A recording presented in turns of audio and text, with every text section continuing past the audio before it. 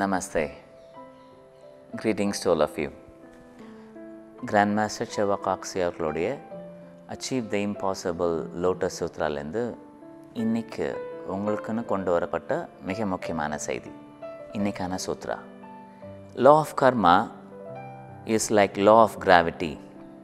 It is exact. All you have to do is follow the law and the law will take care of you. கர்மாங்கிறது ஒரு சட்டம் அப்படிங்கிறத சொல்கிறாங்க. Law of கர்மா.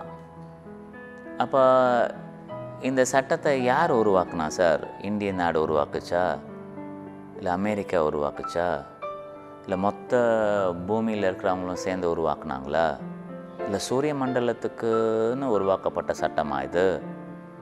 இல்லை, இது universal லா அப்படின்னு சொல்கிறாங்க. யூனிவர்சல் லானா என்ன அர்த்தம்? நம்ம யூனிவர்ஸில் நூற்றுக்கணக்கான கேலக்ஸிஸ் இருக்குது. நூற்றுக்கணக்கான இல்லை, மில்லியன்ஸ் ஆஃப் கேலக்ஸிஸ் இருக்குது.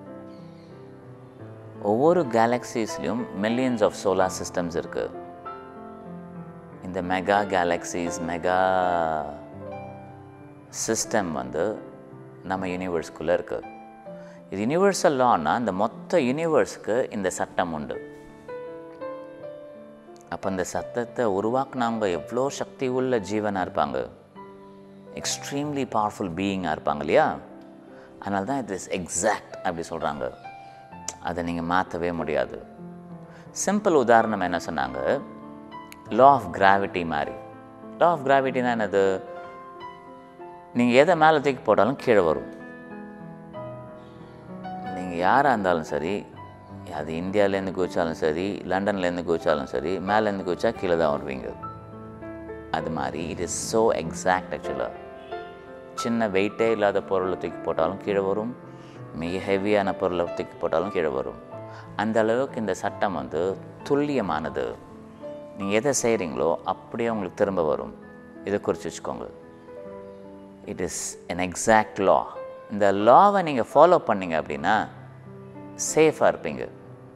இந்த லாவை எதிர்த்து பண்ணலான்னு நினைக்கிறீங்கன்னு வச்சுக்கோங்க, அந்த மாதிரி ஒரு முட்டாள்தனம் இந்த உலகத்திலே கிடையாது. அப்போ அந்த சட்டத்தை ஒபே பண்ணுறது தான் புனிதமானது. குறித்து வச்சுக்கோங்க. இது தொடர்பான பல நல்ல செய்திகளோடு திரும்பவும் வரும். நம்ம wish you the best. Good day. Namaste.